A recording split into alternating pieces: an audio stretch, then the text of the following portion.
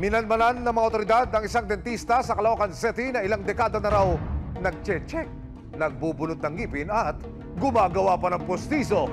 Pero wala naman palang lisensya. Say nariyan na po ang pulisya.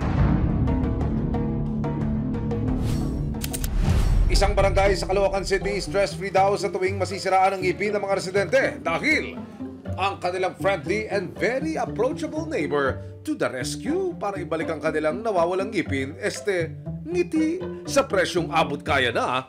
May tawad pa? Saan ka pa? Mga kabaga! Okay naman po. Yan, matagal na. 3 years na. Matibay naman.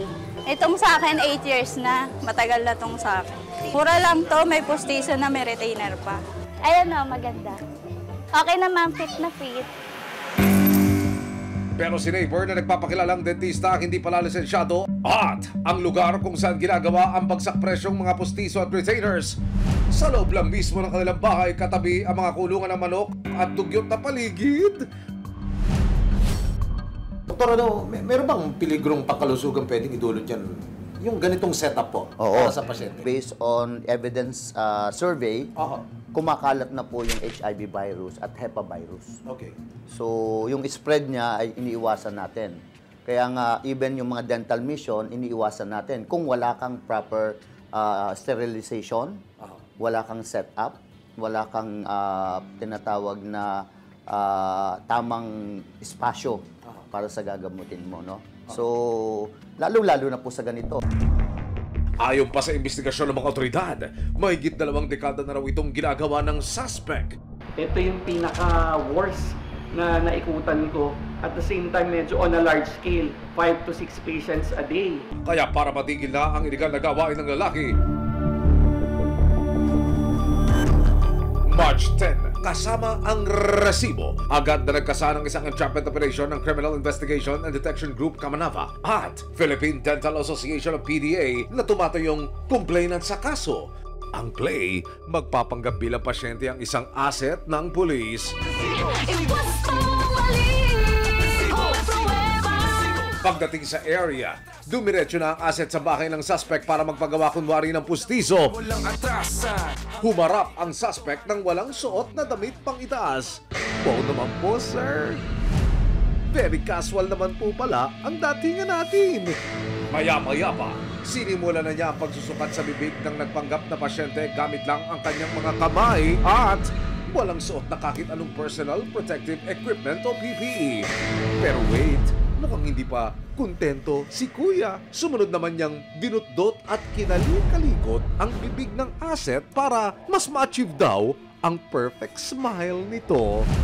Naku naman! Imbes na mapangiti, baka mapangiwi ang pasyente! Ayan, nung maipasok ko yung lente, anong unan niyong masasabing hindi wasto dito ko sa nakikita ninyo? Wala ka man lang gloves, ihahawak mo uli sa susunod na pasyente, yung sakit nung una mong ginamot, pwedeng mapasa mo sa susunod na gagamutin mo.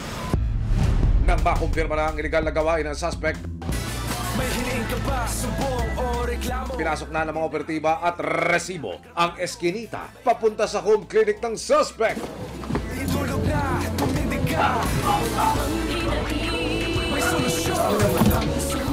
Tal. Uy! Makasama tayo complainant ha. Ito yung kinakaso namin sa'yo, Republic Act 9484, an act to regulate the practice of dentistry, dental hygiene, and dental technology in the Philippines. May karapatan kang manihimik o magsawalang kibo. Ininspeksyon din ng Philippine Dental Association ng nagsisilbing clinic kung saan ginagawa raw ni Ramon ang mga order na pustizo. Tumambad ang mga dugyot na gamit gaya ng molder, nakatabing-katabi lang ng mga kulungan ng manok. Ginagamit po yan panukat sa bibig po ng pasyente. Makikita niyo po yung dumi niya. So, merong pang-ahit pa na makikita rito. Kung ipapasok yan sa bibig ng pasyente, so possible po yung kanyang infection na maidudulot po. Makikita po natin yung mga impression tray po na nakasabit lang dito. Improperly washed. Makikita mo, madumi pa po. At Ang lababo kung saan hinuhugasan ang ibang mga gamit, kinapitan na ng kalawang at katabilang ng basurahan. Yay! Nakakangilo naman po yan, Kuya Ramon. It's very unhygienic po talaga. Unsanitized po talaga. Makasama ka na lang dun sa mga balahibo ng manok o ng ibon po. May pusa, may aso, may isda. Lahat na po, siguro nagsama-sama na po. Napisto rin ng mga doktor kung saan binubuo ng suspect ang magsisilbing gilagid ng pustiso. Yan niya lang hinahalo po sa ibabaw ng baso o dito po sa parang maliit na platito po. Pero ang mas ikinabahala ng mga espesyalista, Yung masangsang na naamoy po natin, ginagamit naman po talaga yon sa paggawa ng ngipin. So ang tawag po doon yung monomer. So usually nagiging hazardous trace siya sa gumagawa po. sa patuloy na pag-iinspeksyon sa lugar ni Ramon, nakita rin nila ang mga nakasabit na listahan ng mga pasyente ng suspect. Mukhang business is doing good para kay Ramon. Medyo maraming case si tatay. Parang 1, 2, 3, 4, 5, 6 ang pasyente ni tatay. Nag-down na po. Sorry, mga ate at kuya, cancel muna ang bago ninyong killer smile dahil oras na para dalhin si Ramon sa opisina ng CIDG. Tado ka ha. Hindi nyo maintindihan pag hindi mo pinakita.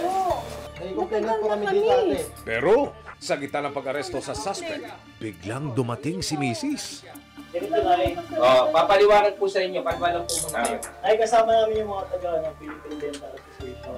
Ngayon po, base sa batas ng 948 po, year na hinawakan mo yung buwangan ng tao is illegal na po yan. Hindi po siya na-authorize, illegal po ang tamang word doon. Illegal yung ginagawa niya.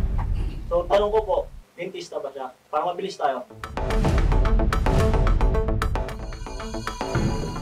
Sabi, yun po. Yun po, tapos na pinusapan natin. Nasabi niya, hindi siya dentista, kaya hindi namin siya. Tapos po niya, hindi na po siya papayagan. Hindi na po talaga, ma'am. Sige, tayo si lisensya. Sige na, okay na na yan. Hindi na po yan, hindi siya bibigyan ng license kahit na ganyan po. Ma'am, mag-aral po si sir ng pagiging dentista po, pwede po siguro. Matapos ang mahabang pagpapaliwanag sa suspect at sa kanyang asawa, dinala na si Ramon sa presinto. Actually, what the fiscal's office is asking us is not the act of just holding them out. Trying to measure yung postiso in that very specific entrapment operation, meron talagang nangyaring ganun. Nakapanayam siya ng resibo at pag-amin niya. Natutunan niyo po ba ito? Pinag-aralan niyo? Natutunan. Saan po? Sa bayaw ko. Yung bayaw niyo po ay dentista talaga.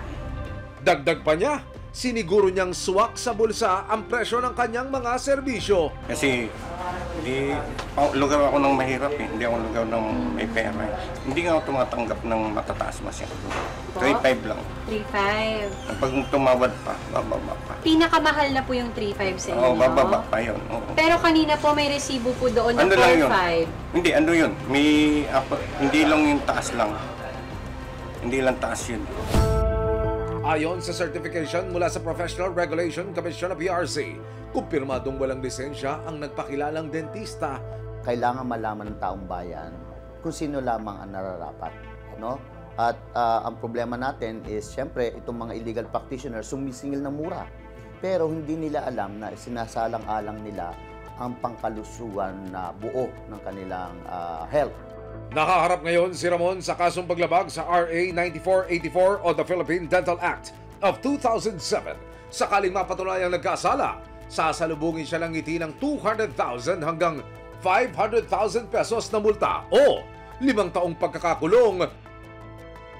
Paalala naman ng Philippine Dental Association, kung yung kanilang pagpili sa nakakamura sila, kanilang nilalagay sa bingid ng alanganin yung pangkalusugang epekto sa kanila nito. maraming salamat sa panonood. Mga kapuso, para masundan ang mga reklamong nasolusyonan ng resibo, mag-subscribe lamang sa GMA Public Affairs YouTube channel